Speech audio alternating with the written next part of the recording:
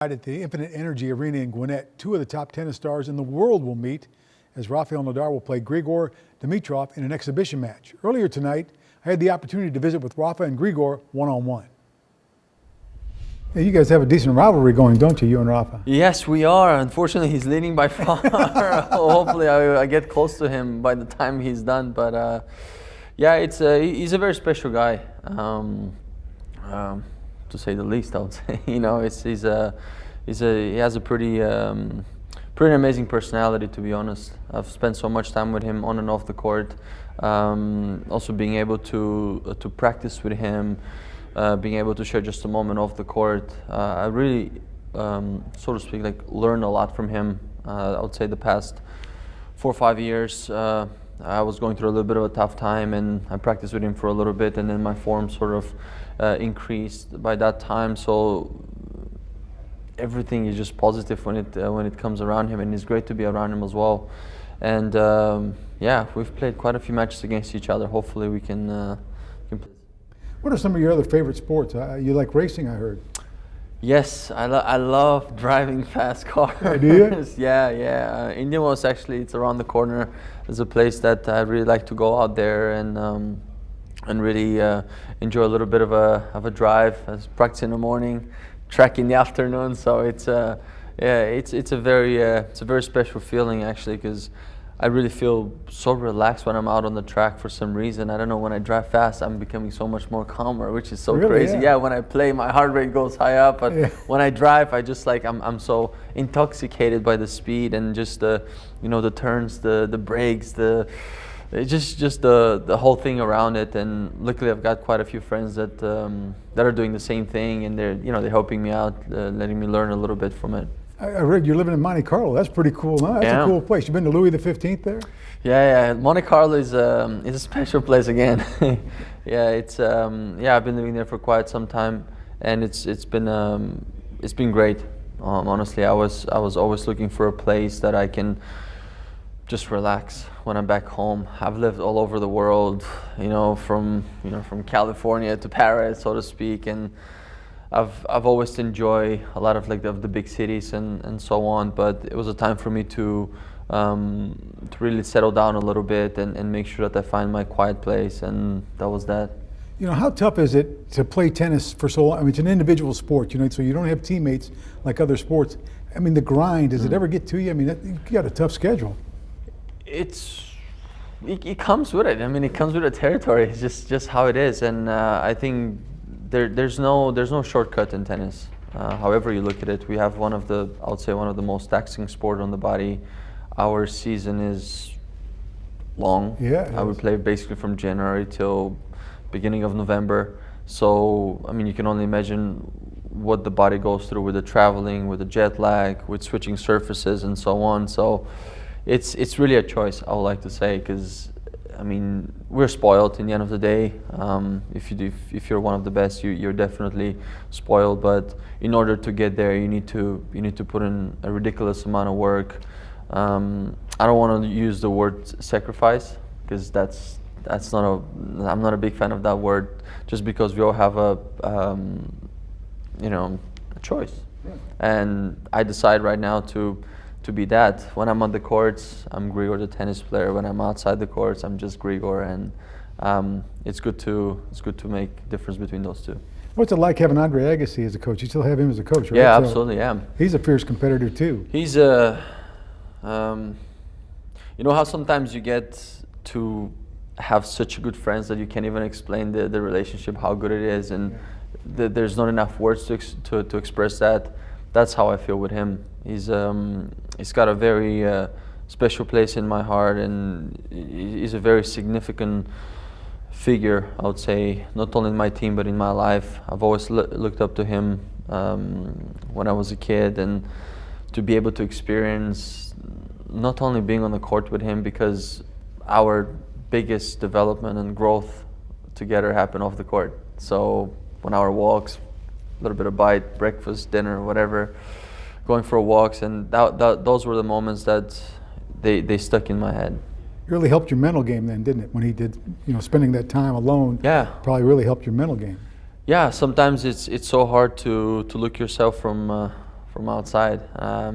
You know, you constantly have those voices in the back of your head, as any athlete, I would say, and those are the moments you need to harness those things. I mean, we're just like everybody else. The only problem is when something happens in our off-court lives, unfortunately, it can really affect us on the court. So this is the tennis court is one of the toughest places to show emotions.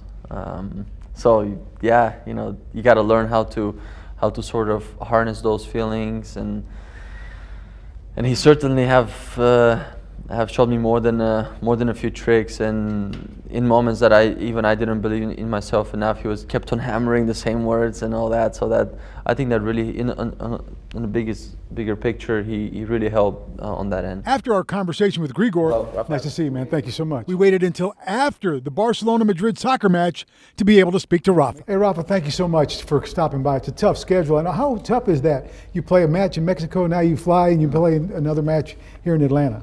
Good, yeah, thank you very much. Yeah, happy to be here. First time in my life in Atlanta, so it's a new experience, and it's good. I have plenty of time between Acapulco and Indian Wells, so good experience to be here with my friend Trevor here in Atlanta, and with another good friend Grigor, playing a friendly match, and hopefully we can create a good show and the people can enjoy it. Are you familiar with how big of a tennis town Atlanta is? Did anybody tell you? Not yet. I hope to it's see. It's big, yeah. It's a very big tennis town. So how was the football match? Did your team win?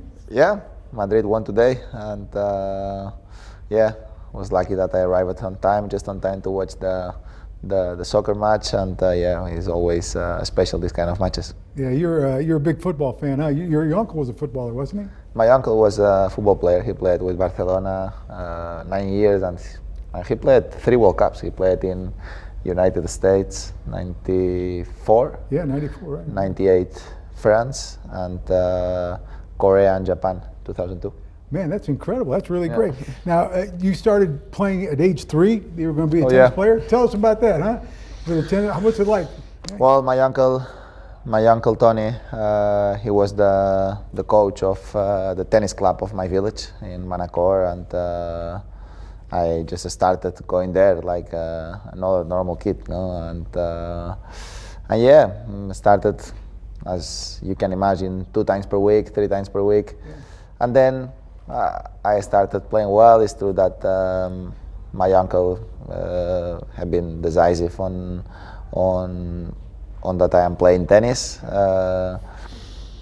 but things have been going well. My uncle see, you know, on myself a good potential, and he started to teach me more seriously, and yeah, at the age 7, 8, I almost practiced like every single day.